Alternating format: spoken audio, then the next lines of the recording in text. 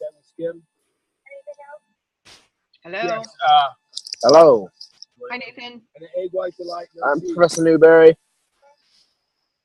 Sorry for the background noise. I'm in a car. Hi, hi, hi. I see Joey, Bennett, Emily. Good morning, everyone. I'm going to step away from the screen for just a second.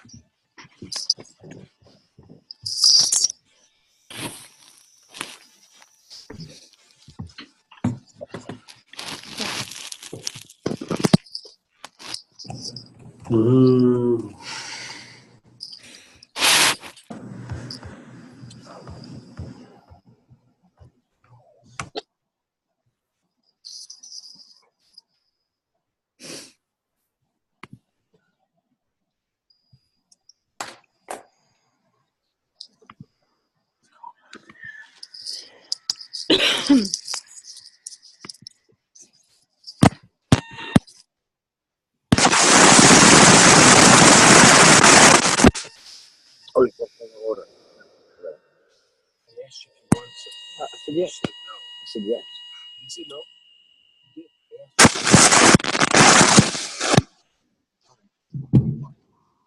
Steak, bacon, cheese, bagel.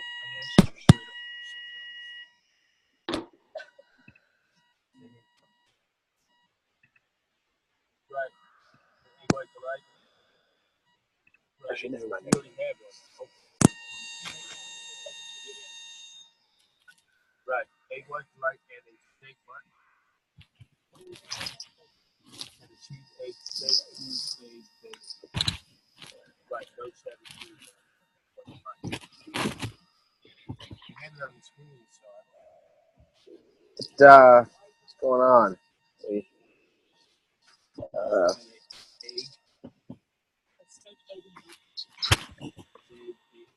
Steak bagel, whatever it is. Bagel. No, yes, and cheese.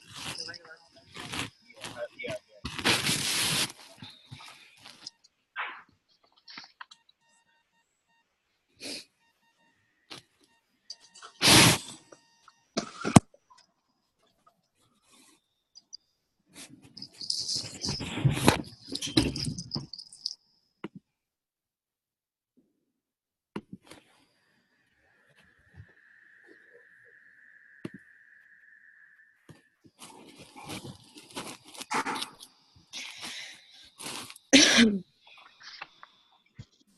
Let's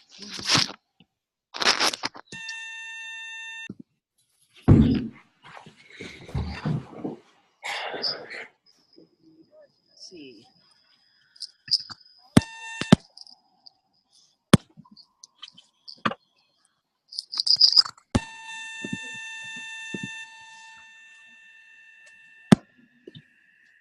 If everyone would please mute your microphone. You'll see a microphone icon on your screen somewhere. Mute your microphone. Go ahead and leave open your video feed, however. That will help reduce some of the feedback if we don't have the mics on for the moment. All right, we have 8 of you. We're getting close. Now we have 9 of you.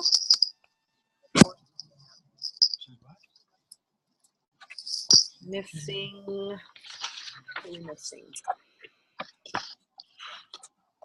Julie's here. Kate is here. Lizzie's here. Ashley, not yet. Alec, not yet. Ma'am. Yeah. There's Alec. Hi, Alec. I Let's see. Sophia. No Sophia yet. It's still 2 minutes till.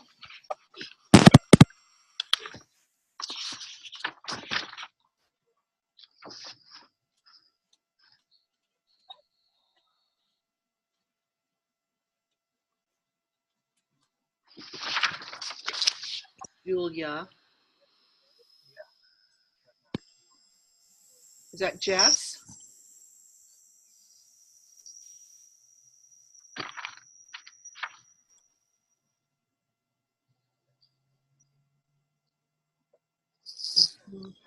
Julia's here, sorry. 11.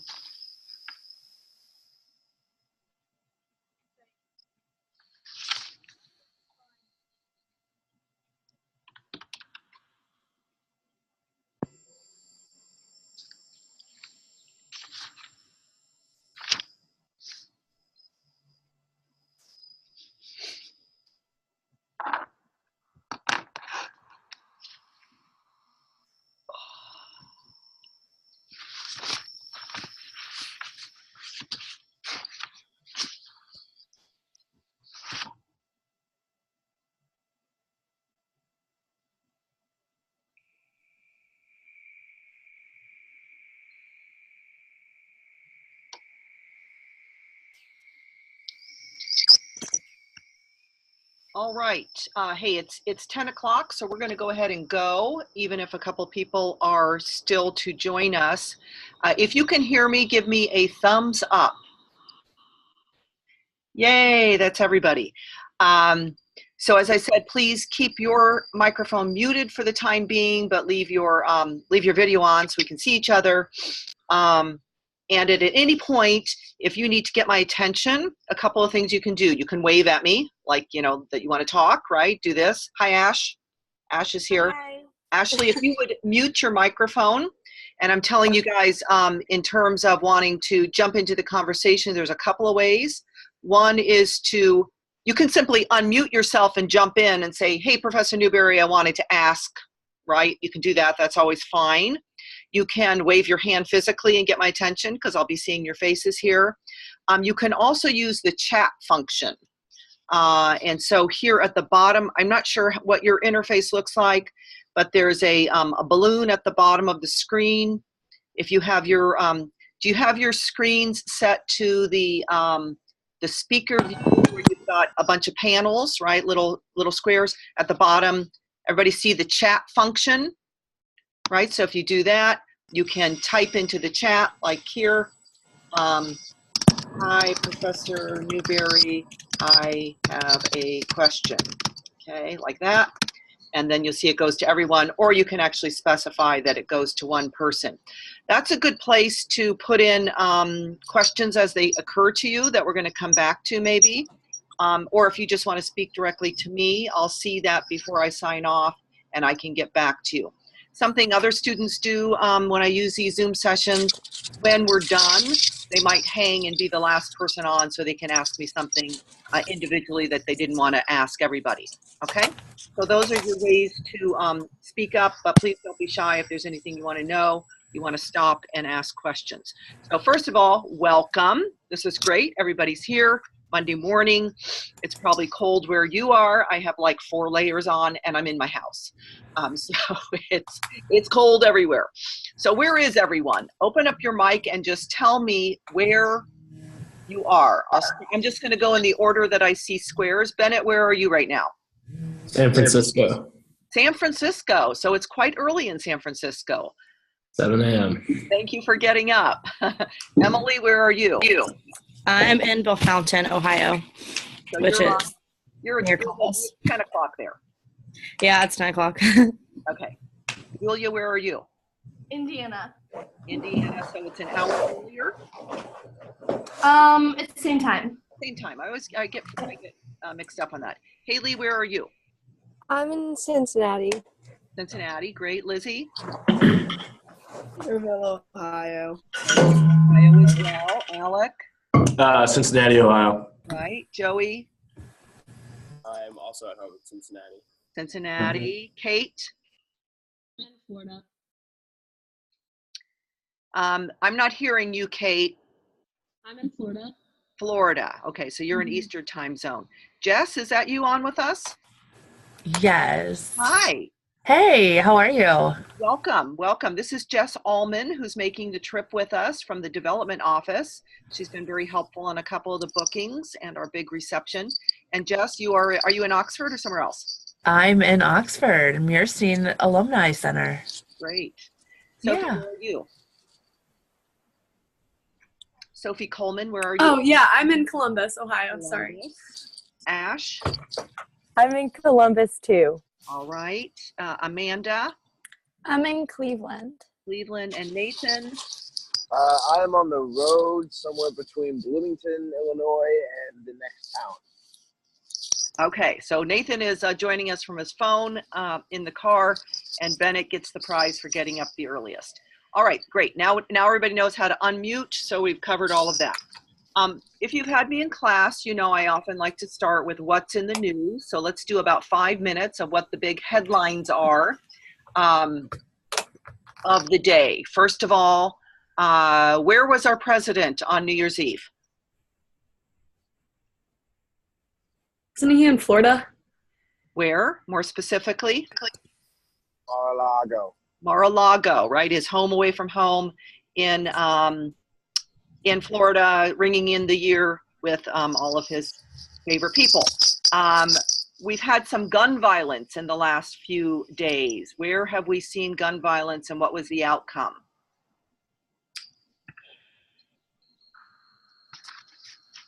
Anybody know some of the places? Wasn't there a 16-year-old who like shot his family before New Year's? That was it.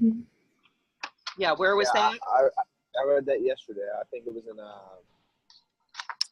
Oh, that was in New Jersey. New Jersey, right. 16-year-old shot his mom, his dad, a sibling, a grandparent, and another sibling escaped. Interesting media note on that. The early coverage is not naming the youth because he's 16. And there's a long tradition in journalism that we don't name minors accused of serious crimes. However, he'll probably be put over to adult court. And of course, his whole family is named, so it's not much of a stretch. Any other gun violence? I'm looking for my note. Where did I put it? Colorado. What happened there? I believe a man who had military training in the past opened fire on a group of policemen, killing one of them. Right. This having to do with gun violence and part of a unfortunate trend called Like a tapping? Is it or like send these like recorded messages? Is that what it is? I was Joey, watching- Joey, hearing you very well. Would you kick up your sound level? I thought it was like a tapping. Can you hear me now better? Yeah. I'm not sure. I was like watching a video trying to understand how the guy like. I think this is the same thing we're talking about. He like had two recordings set like I don't know that weren't even him. Like he was able to like pick up both lines to act as like the person who originally called and the person who then received the next call. So I don't know if that's exactly correct, but I was watching like a video trying to explain it. Yeah, so the guy was in LA, but the incident was called into, I think, Topeka, Kansas. And I'm forgetting what the trend is called. Somebody help me here. If it's a swatting.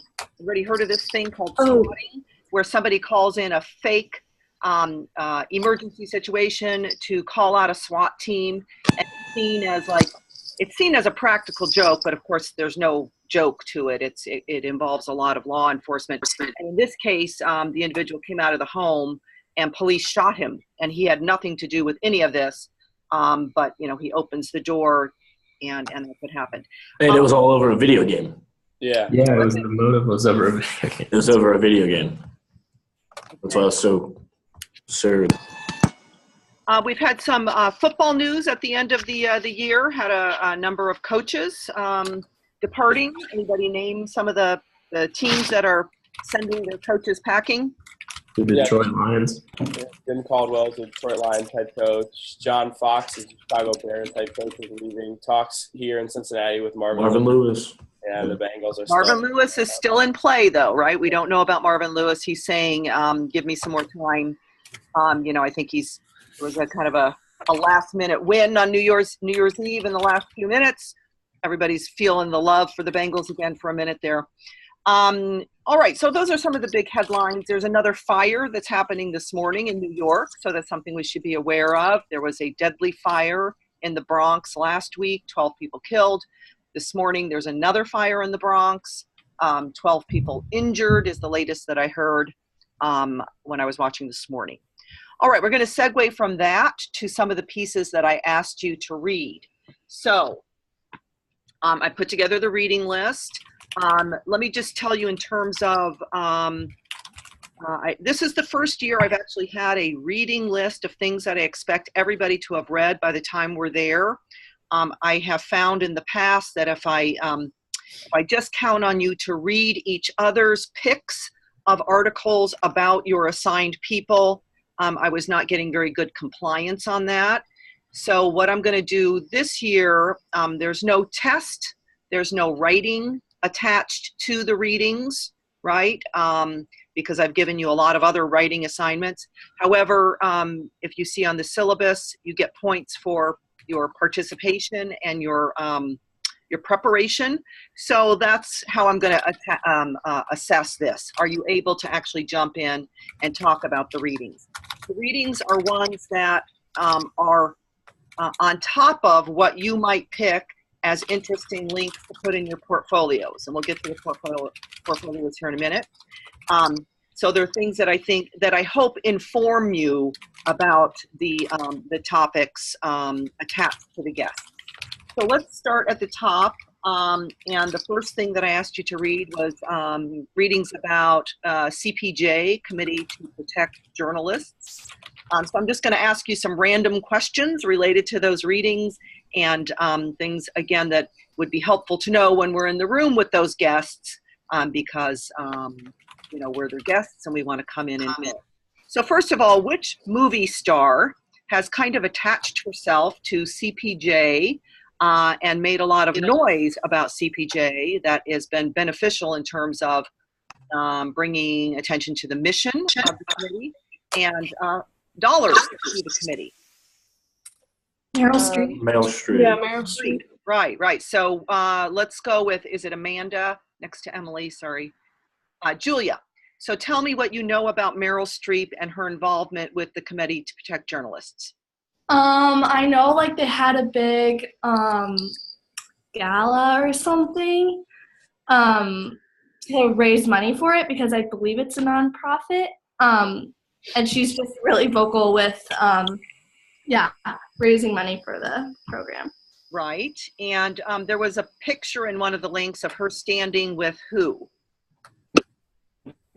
Kind of another of the big names for that event that Julia just referenced, big fundraising event. The chief international CNN correspondent, Christina Amanpour. Christiana Amanpour. She's a giant name in the world of international journalism. She is the chief correspondent for CNN. I think she's actually filling the Charlie Rose spot right now for PBS as well. So yeah, that big event raises money for the Committee to Protect Journalists.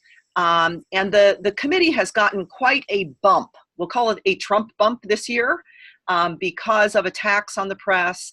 All of the groups that advocate for journalism are actually seeing more attention, more dollars coming in, people supporting their causes and so forth. So CPJ's particular cause is protecting journalists around the world. Calling attention to journalists in harm, whether they're imprisoned or being threatened in less overt ways. And when we were there last year at CPJ, we had a different guest talking to us about a different topic, but it was just in the aftermath of the Golden Globes, which are coming up this Sunday night, right? And at the Golden Globes, Meryl Streep, when she was presenting her categories, really threw down the gauntlet. She called out Trump. She specifically said that people should support the Committee to Protect Journalists.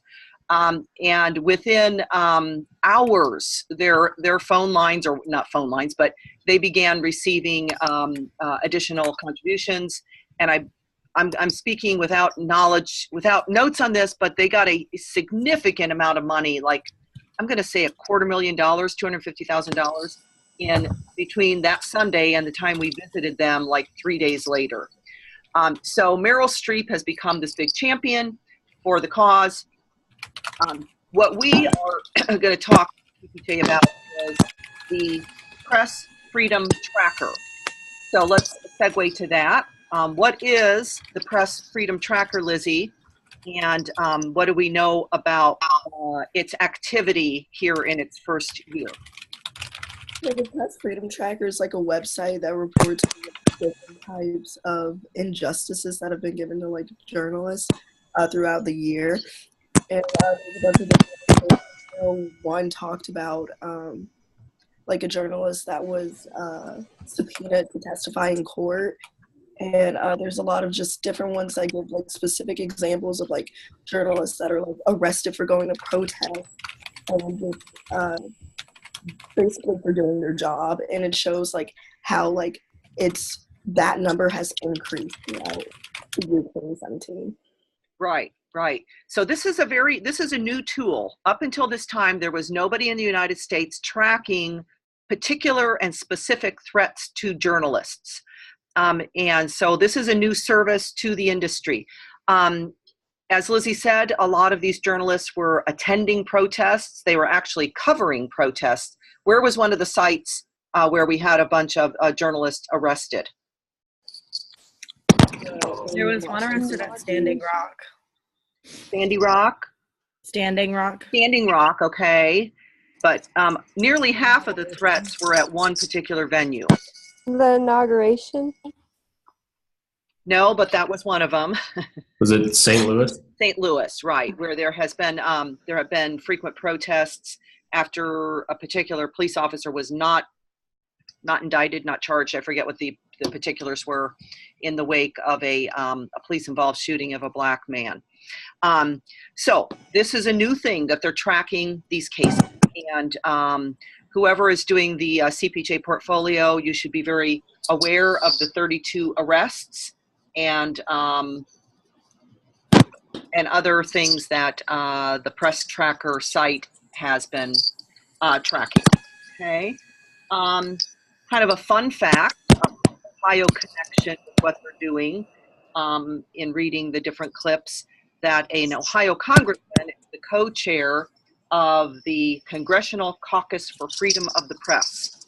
I didn't know that, and I would never have guessed that Steve Shabbat, a West Side congressman, is the co-chair of that effort. So that's an interesting side note. Okay, Meryl Streep, and I think that's all I want to ask you about that. Moving on to Hearst magazines. You know, when we go to Hearst, we're going to have 5 different guests from their shopping site called Best Products, from their magazine group overall, from Marie Claire, from Cosmo and Redbook. Yeah, and that's it. So I gave you 2 different clips about some of their initiatives. And let's first talk about what you learned from David Carey. He is the president of Hearst Magazine Group, and he gave an interview to the website, forgetting the source, but and he said that you know, it was kind of a tough year, that earnings had stalled during the year, meaning how much profit they're making from the magazine group had stalled a bit, meaning gone a little bit backwards from the prior year, but he saw some bright spots. So let me ask you, what are some bright spots? What did Hearst buy in the last year in terms of new titles that might come up in our conversation? He bought Rodale. Yeah. Rodale, which is like men's health and prevention. Yeah. And they're closing that deal in January. Closing on the deal very soon. So that's 2 new titles coming into the Hearst stable, right? And that might be good. And then they're launching 2 print brands, Pioneer Woman and R&B Magazine. Yeah, I'm gonna rush out and buy that Pioneer Woman one myself. I don't know about you guys, but my mom has that one. She really likes it. Really? Sophie, Yeah. What is that magazine about? I mean, is it like outdoor living stuff or what? Yeah, I'm pretty sure doesn't she have a TV show? Like she's like a chef. So it's like home and like kitchen. Okay. Yeah. Okay. So my bad. I'm not familiar with that. I think she has her cookbook too. So she has like cookbooks and a show, I think. So. Okay. Yes. So interesting. Yeah, they're going to launch a couple of quarterly magazines. They're going to pick up 2 men's titles. They also are opening an office, a new office in Leicester, like over Leicester Square. So that's like a pretty, I guess, cultural hub of England. So that will be, I guess, it's he says in the article, like, help them drive their cultural transformation. And they're also acquiring Gruner and Jar. I don't know if I pronounced that right, but that's a magazine or news outlet in the Netherlands as well. Right.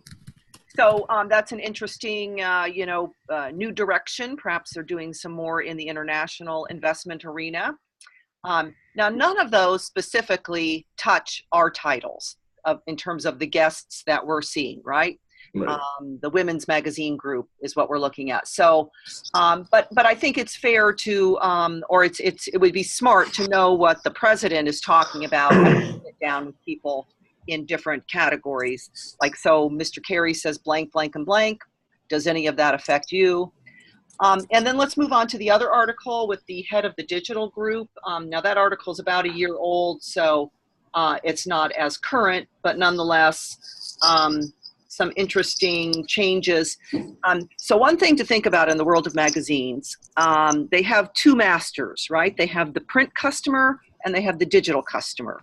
And it's been a very difficult transition to figure out, okay, what do we keep doing in print, where we have a monthly deadline and we have to think long term, right? We might be working on, in January, we might be working on the Easter content for women's magazines, right? Versus the everyday nature of the web, where really, I think there was even a nice line in here about talking to the moment, right? How did they change the structure of digital in Hearst, according to this interview with the other guy, Troy Young? They launched a new content management system called Media OS, and I looked it up, and you can't buy it. It's not like something that other people who are just starting up, their own digital platforms, you can't buy it. I think it was actually made for them or something along those lines. But it's pretty high tech. Right. And what would you say is the motivation of organizing that way, Ashley? I guess so they can be more efficient, and it also helps them track all the metrics behind advertising and how many views they're getting, and also like expanding that global audience. Right. So it's a new way to organize. Instead of having Cosmo run its own site and having Elle run its own site and so on and so forth, it's now more of a centralized system so that they can react more quickly and they can monetize more quickly, right? They can figure out how to make money on the digital side, how to make money by, in their relationship with Facebook as a key example, right? Facebook is a major distributor of content these days. So what's a fair equation in terms of picking up cash from that distribution? And in the article, I read that over 42 million visitors visit their Snapchat Discover page, and that's how they were saying how they joint venture between Hearst and Snapchat that use that to connect with their audience. That's another digital media distributor that Hearst is starting to use for their cosmopolitan.com. So. And then one last point on the whole magazine world, and this is a theme we've heard the last few years, this concept of native advertising.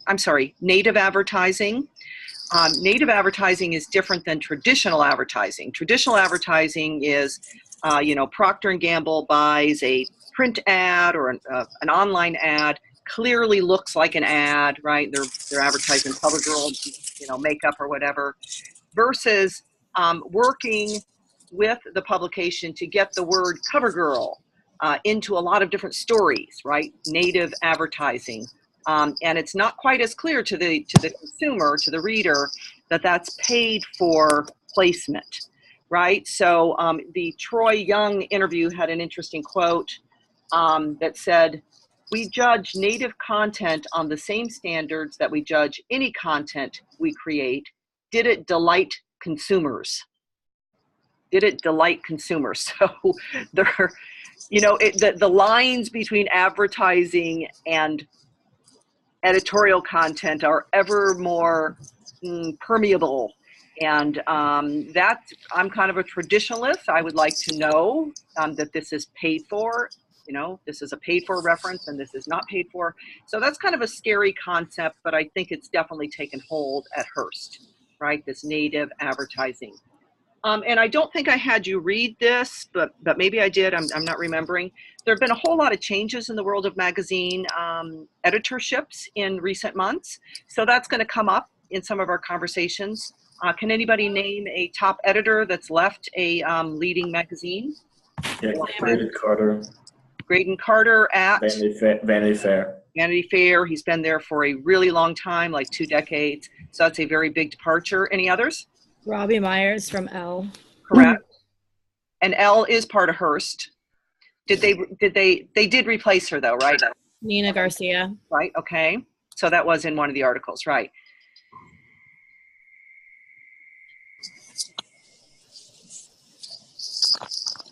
Time Magazine also lost its top editor, and they're of course in transition, and we'll talk about them later because they are being purchased by Meredith, who we see on Thursday.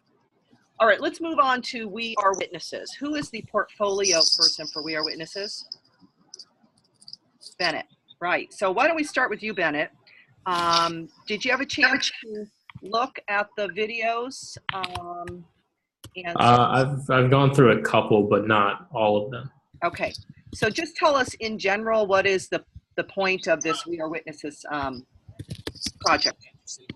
The point of it is just to show that, I mean, they give the statistic that 2.2 million people are in our jails and prisons in the United States, and the cost to keep them in there, and all these mass incarcerations are just very detrimental to not only the criminal justice system, but also just to the prison system and the U.S. in general. So it's just showing the different sides of the criminal justice system and some of these incarcerations. So they have parents of murder victims, ex-prisoners, judges, stuff like that, prison guards, just to show what prison life is really like. Right. And more than prison life, as you indicated, yeah. How the criminal justice system impacts everyday people. And for those folks who have not yet opened one of the videos, explain kind of the format, the look of each piece. They're interview styled, plain backgrounds, just people talking right off the bat. Just trying to, it seems as though they're really trying to connect with the viewer just because they seem very personal. Mm-hmm. Right. So they actually had these 19 individuals come into their offices or come into a studio setting to film the pieces. They're tightly edited, so you get kind of the arc of the story, but in very lean form. 5 minutes would be about the longest any of them go. They're all 2 to 6 minutes. Sorry? They're all 2 to 6 minutes long. 2 to 6 minutes, yeah. And so you get kind of, my name is Patricia Newberry, was incarcerated in 1985 for blankety blank blank. And then, you get the beginning of the story, and then most of them have they pack an emotional wallop. So no matter what you think about our criminal justice system, these are designed to really pull out the human impact of our approach to policing and to the incarceration state. So there's only 19 of them. I watched them all yesterday. I would say about half of them made me cry. Some of them are pretty raw. And so do what you can to watch as many of those as you can before we go. It's something you can just look at on your phone, your iPad, your laptop while you're doing other things. But they're really, really high impact. So our guests are going to be Neil Barsky, who is the founder of Marshall Project, and then Jenny Karchman, who is the director, creator. She's the creative force behind the videos. So Bennett, I looked at these and watched a few things. Did you have any kind of like overarching question that you're thinking of starting off with? Not particularly. I didn't watch them in depth enough to really come up with some major questions, but just because I've been traveling, and I think You have later no on time. today I'm going to sit down and really dig into this because I mean I'm definitely interested in it from what I've seen for the first couple of videos that I've watched. So, but I will definitely have something. Great. So again, hope everybody can view as many as possible of those. They're really quite remarkable. All right, that's all we're going to do on that one. And then we went on to Columbia Journalism Review, and our guest there is the editor of the magazine. And I had you listen to a podcast as well as read Kyle Pope's take on Jared Kushner. So who is our CJR person? Sorry, it's me. Hi, Julia. Why don't you just summarize, what does Kyle Pope think of Jared Kushner? He's not a big fan. Right. So, Jared Kushner was the publisher at The Observer in New York while Kyle Pope was an editor during that time. And he kind of had the opinion that all Kushner cared about was his own personal motives, which were mostly, business related. So he really only cared about money with it. He did not ever read the content or have anything to say about anything The Observer was actually covering. And he also had a just blatant disrespect for all the journalists working there and often denied them raises, things like that. So I guess Kyle Pope was kind of saying he sees a trend with Kushner and then with Trump as well. Right. There's all kinds of insights about Jared Kushner vis-a-vis his place in the Trump world, and maybe how he influenced President Trump's thinking on press relations. At least that's Kyle Pope's take. So keep in mind that Kyle Pope's article is an opinion piece, right? It's certainly informed by his direct exposure working for Kushner, but it is his opinion or his analysis of everything. So always good to make that distinction if something's an opinion piece versus a straight-on reported piece. And then we heard Kyle being interviewed by some of his colleagues for the podcast. Can anybody offer a point or two about what you learned about press relations during the year or the world of journalism? It was kind of all over the place, but any particular takeaways? That podcasts are becoming a lot more popular these days. NPR, that's kind of them, and how it's a lot more it's also kind of opinion based, but it's on the spot, so they're giving their fresh input. They're not researching. They're not going off what some other journalists said. They're giving their own personal experience. And it's like a conversation for the audience too, and that's why they're becoming so popular. It's a type of medium that's new, and this in this new journalism way. This is a new aspect of journalism. Right.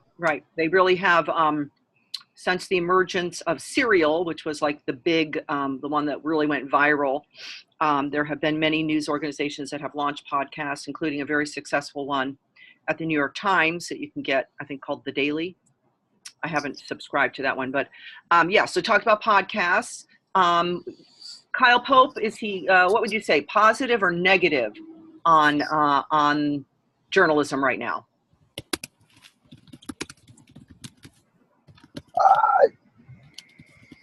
What do you think, Nathan? It was mentioned, I think he said, after with Trump and the tweeting, after the first one, he's unhappy with how the Twitter journalism has been going, because after the first 20 outlandish things that the guy says, maybe you react, but then 50, 100, 150, stop feeding the beast, pretty much. Right. Was his. So I think, that's a common theme in these year-end wrap-ups, is that it's pretty exhausting to cover the president via his tweets. It's not all that authentic, but that's where we are. If the president won't engage face-to-face with journalists, he's setting the news agenda via tweet. And I would just comment there that this is not an unusual, while the methodology might be unusual, presidents are all over the map in terms of their willingness to engage with journalists in a real direct way. Obama didn't give many press conferences. Bush didn't give many press conferences. The whole point is to control the message and so on and so forth. So every president presents challenges for journalists who cover the White House. But I would say that Kyle Pope thinks it's a pretty exciting time to be a journalist because there's so much attention on the world of journalism that has been stirred up by the president's anti-press rants. So more people seem to be coming to the forefront. Now, of course, this is what he does every day, right? So his worldview is skewed by the fact that he's working to cover the world of journalism. But he thinks it's an exciting time to be a journalist. All right. I think, just in, like, he was talking in self-reflection. It was interesting to hear him say, like, looking back, that they spent a lot of time on all the crazy stuff and the Twitter and everything, but looking forward, he's, like, focusing on the stuff that.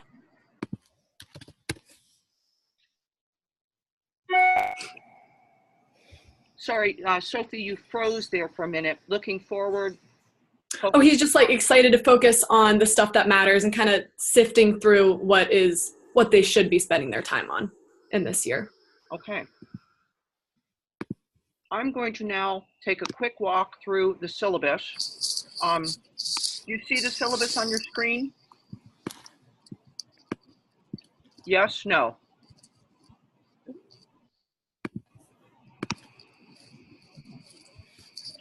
Sorry, I have to do another function to open up.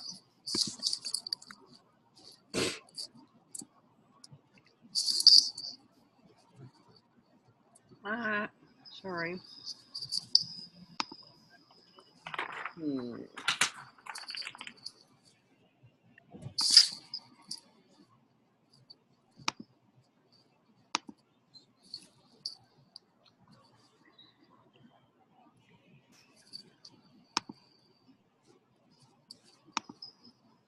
Okay, can you now see the syllabus? Yeah, thank you, sorry about that.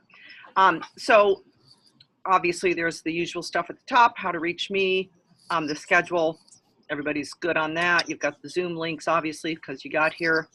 Let me talk first about the portfolios. I've already had some questions from folks. If you have kind of a less traditional assignment among your three, like how do I write about come from away? Because I can't really check all the boxes here. Or how do I write about the Daily Show or Colbert or whatever? Take my guidance here as exactly that, guidance. Do what you can to have a bio, to have background about the employer, to have current issues, samples, etc. But I know that it's not apples to apples, right? Some of our stops don't have all of those things. Basically, just approach the portfolio with the spirit that you are trying to offer a brief but comprehensive overview of the visit that your peers can read. So, you want it to be a quick read and yet a qualitative read. So we go in with as much advanced knowledge as possible. Okay, but I have answered some of your individual questions, but happy to do more of that as we move along. My note here, keep in mind the itinerary is subject to change. This is the 5th year. In the 4 prior years, I think we've lost maybe just 1 guest, maybe 2. So usually people say yes, they'll stick, but you never know, right? Somebody went out of business when we were there 2 years ago, and they were closing up shop, and so he canceled on us. I have a few of your URLs for your websites. They're looking good. Remember, I need those by tomorrow morning, so that's something that you should get busy on if you haven't. Just send that to me via email. There's no place on Canvas that I'm asking for that right now. When I'm done with this call, I'm going to go and update the Canvas page because I haven't put in all the assignments yet in terms of where you're going to record certain things. Okay. I did post the first 4 URLs that I got. I put them on our Facebook page, so you can look there if you want to see what other people's pages look like. And happy to post more as they come in. Let's see. The portfolios we've talked about, so let me move on to the diaries. We have talked about these at the orientation meetings, but let me just reiterate a few of the major points. So you're writing 8 individual diary entries. Previously, I called them blogs, so I might go back and forth and call them blog entries or diary entries. But these are reports. These are really reports from the field, right? When we meet a particular guest, you're going to have text about that person, and I'm just going to pick on Monday, right? So Committee to Protect Journalists. You're going to say, you know, Carrie Patterson, the Advocacy and Communications Director, told us that the press tracker site is the best thing they've ever done at CPJ, right? And then you're going to have some more detail about that. So you're collecting specific information from our guests, and that information is only as good as the questions you guys ask. Right? So it's really self-perpetuating. You come in, you ask some smart questions, you get some good quotes to populate your diary entry. And some of those quotes may live again in whatever feature story you decide to go with. Okay, so each day should be 350 to 500 words. You can go longer if you want, but you don't have to. What was that? Each of your posts should include what I call just an additional add-on. That can be a digital image, it can be an audio clip, a video clip, a chart, a graph, a sidebar, etc. But that has to be original, right? I don't want you finding some chart that you think supports your text and just popping it in there. Although you could, you know, do that and make it your own to pull out certain points, that kind of thing. Okay, most of you probably just have digital images. That's fine. So that means when we're in meetings with people, you actually might be taking some photos, right? You might, as a person is talking, or if we're getting a tour around a building or offices and so forth, it's fine to be taking photos either with your phone or if you're carrying another kind of camera. Okay. We typically end each of our visits with a group photo. That's one of the things my husband Doug does for us. And then I put those on the Facebook page, and you're always welcome to use those. I give you permission to use those, right? But you'll want to be collecting your own digital images as well. Every one of your posts should have an embedded link. So that means on CPJ Day, again, I'm just going to keep going back to the easy example here. Your link might be to the Freedom Press Tracker site, or it might be to a specific point that one of our guests made that you find a more narrow link. And everybody know what I mean by embedded, right? You highlight it, you link it. Hyperlink? Question? I said like a hyperlink? Yeah, like a hyperlink. So you don't include the whole URL, you know, a big, long, messy looking one, but you highlight 2 or 3 words, and then you use the link function to embed it. I think hyperlink is the same thing. Okay. Your first entry should be up by the time you hit the ground. I know some people actually write those in the airport. That's fine. As you're waiting for your plane, you could do that. And so that should be on your site. And I'll just make a quick check of those. I won't give you any feedback at that point unless I see that you're really off track. And then the next 6 should be about Sunday, Monday, Tuesday, Wednesday, Thursday, Friday. 6 days, right, of activity. Some days you'll have more to say than others, right? So Sunday, there's not going to be a lot to say because we're only going to the 9/11 Museum and then having dinner. Although if you watch the Golden Globes that night, you could, you know, if there's another Meryl Streep moment, that could be woven in, that kind of thing. But none of those have to be posted until the end of the course, right? So most people are just keeping their notes as they go along, as opposed to actually posting live. You can post live if you want, and you'll get to the end, and then you can just clean it up and add to it. That's fine. So it's really your choice on that, but I won't be assessing those or, you know, looking at those until the very end of the course. The 8th post should be more summary, looking back at many experiences, kind of, you know, more holistic learning from the trip.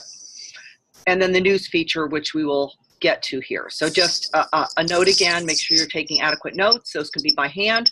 You can run your phone. You can run the recording device on your laptop. Keep in mind, if you are trying to pick up audio from a guest, you need that phone fairly close to their mouth, right? You've all seen pictures of press conferences where journalists are chasing the newsmaker with a phone in their hand, right? Microphone pointed to their face. We're not going to do that.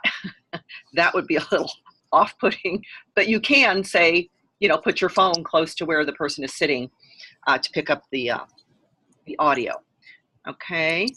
And then I gave you some examples of some sites. Guest questions. This is a bit of a, some students don't like this. I'm just going to tell you frankly, this is I considered taking this off, but basically I want you to have at least look at everybody else's portfolio so that these are not completely new names to you, that you have some idea of who these people are before we get in the room. What I don't want is only the lead person to be ready to ask questions, right? So if I make you at least read the other portfolios and come up with a couple of questions, you're ready to jump in. Now, of course, you can jump in because you're going to be an active listener and you're there and questions occur to you and one answer leads to another question and all that good stuff. But I do want you to come away with questions. So when I go on Canvas this afternoon, I got to figure out a way to make sure that you can read everybody else's portfolios. I just have to do the settings on that particular assignment that they're available to all. Okay, so you'll be able to go in there and look at those. And then your last writing assignment is when you come back. And this is a feature story. So it's a piece of journalism that is going to be, it's going to be easy for those of you who are journ majors. And for those who are not journalism majors, I hope you've had enough exposure to writing journalistically that this doesn't seem like a foreign concept, right, to write a feature story.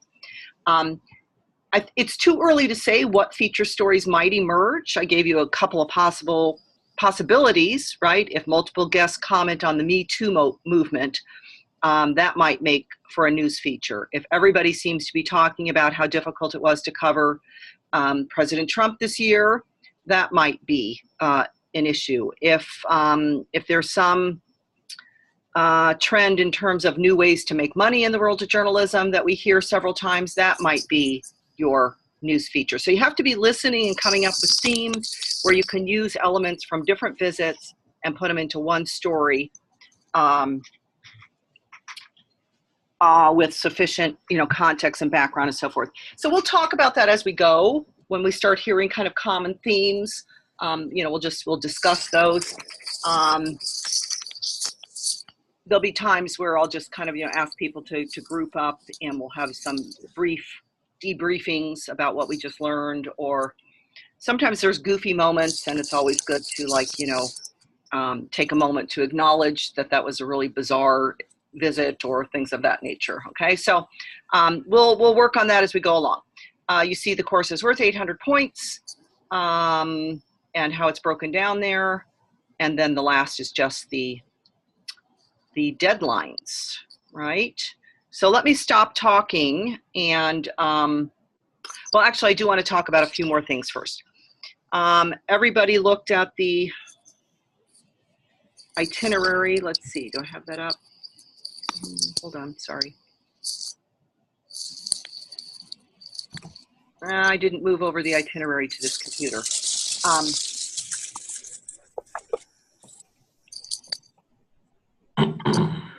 Let me get rid of that. Stop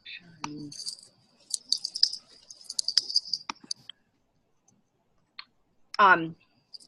Everyone has seen the itinerary. It's on Canvas. I hope that you've looked at that. There's, as I indicated, two things that are still a little loose at the end. And I think I have, sorry. Okay, so I do real-time information here. Tim Race, who we were trying to get on onto the schedule, I'm going to go ahead and add him on Thursday at 1 p.m. So whoever had the tip ready, that's a go. Okay. And then I did not hear back from our Sports Illustrated guy. I really worked hard. I know all you sports fans are really hoping for Peter King or somebody else from SI. He did tell me he'll do it next year, but that's not going to help any of you. I guess there's a remote possibility that he'll, at the last minute say, oh, I do have time after all. He's traveling next week, and so he was just very non-committal and so on. Yeah. So that leaves Friday fairly loose, right? Friday, we only have one guest. It's BuzzFeed, 9:30 in the morning. I'm going to find something else to do at 11. Okay, so please don't think we're done after that. I'm not sure what it is. I have a couple of ideas on how to fill that time. But, you're basically committed to the program through noon, and then you're free to skedaddle. Okay. Questions, comments? I have one question. Please. So my name is on the itinerary. It says alumni mixer at White and Case LLP with the contact David Kosi. So is my portfolio on the White and Case? I didn't know, because usually all the other ones had Right. So there's no readings assigned to him, but we do need to know who he is. Gotcha. Okay. Yeah, so if you'll just put together a brief bio of him from the usual places. So what I tried to do in divvying out the portfolios is to give you like 2 stops where they're going to be pretty traditional, right? Where you're going to do all the things I've asked you to do with the portfolio. And then 1 stop that's maybe, and then a third name or third stop that's a little more of a light lift, meaning there's not as much to impart. And Jess, are you still with us on the call? Unmute. Could I get you to unmute? Yeah. Do you think we could share the guest list with the class so that they at least know the organizations that they're coming from? Yeah, that should be fine. I should be able to get that. I think today's the last day for RSVP, so I should be able to get that to you in the next day or 2. That's great. So, Alec, I would just say you could throw the guest list into your portfolio. Okay. Just as a list, a bulleted list. Here's who's expected to be at the mixer, just so you can go, oh, when you see somebody's name tag or what have you, you work at a place that I would really like to know more about, and right? Am I asking David questions, or no? Okay, all right. No. But guest list and being like, hey, here's who's going to be here. Yeah. They're at these Give companies. us a couple sentences about the law firm. Just, do they have any specialties? Are they giant? Are they whatever? Okay. Again, so you've got some talking points. So, he's our host for this nice event that Jess has put together.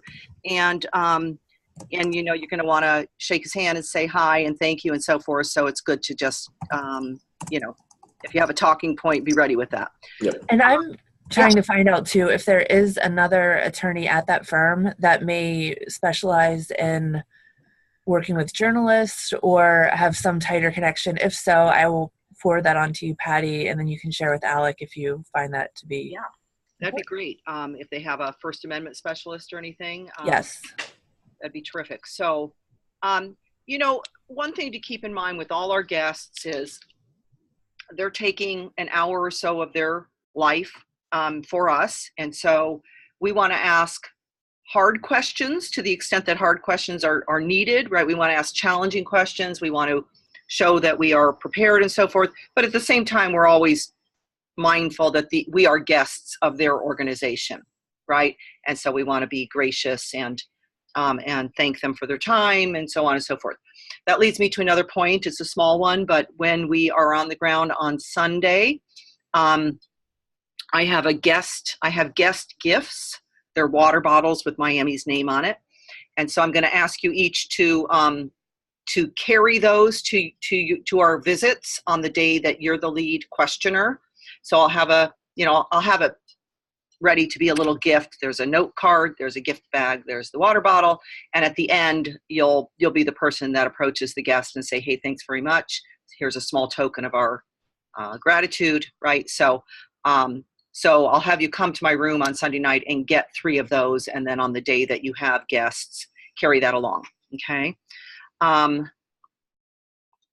Yeah. Other questions?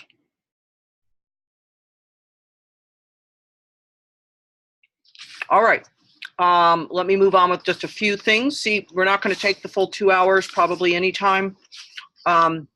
But the things that you should be working on, obviously getting your website done, because I need that link by 9 a.m. Working on your portfolios, and then doing the readings for the next couple of days. We'll do the same thing when we get online tomorrow. Any new big headlines that we should be aware of. Then we'll talk about the readings. And then I'm probably going to take a walk. Well, let's see. Your portfolios are due which day?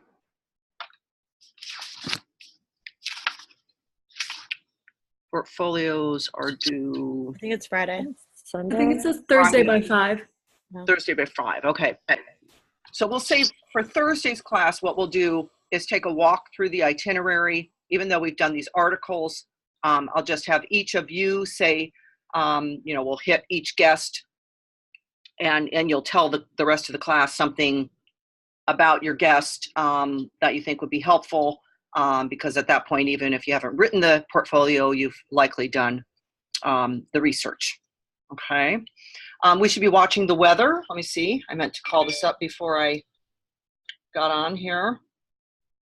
Weather in New York is cold, no doubt. If you use the weather app, put in New York so you're tracking. Could be a little windy as well. Windy. Is it going to snow while we're there? That's what I care most about. It's 19 in New York right now. Looking ahead through, Monday is going to be a high of 40. That's pretty nice. Looking at rain on Monday, rain on Tuesday, sunny and 28 on Wednesday, sunny and 30 on Thursday. So bring an umbrella, be prepared for wet, but it doesn't look like next week is calling for snow, which is good. Okay, so keep watching that and plan accordingly.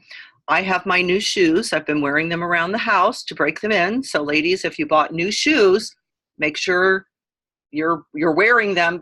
Don't put them on for the first time when you hit New York, right? Make sure that they're comfortable. Anything else? All right, super. If you have individual questions, stay on the line. Otherwise, I will see you tomorrow. These sessions are being recorded, so at the end here, I save the recording, and I'll put that somewhere on Canvas should anybody need it, but I don't think you will. Okay? Nice to see everyone. Looking forward to seeing you. Nathan, did we lose you? We lost Nathan at some point, but okay. Have a good day wherever you are.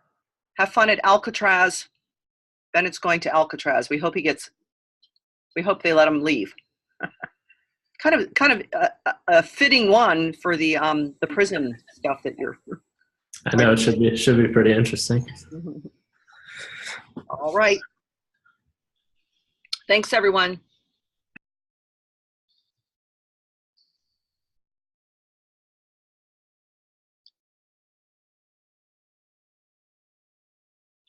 Joey, are you trying to say something?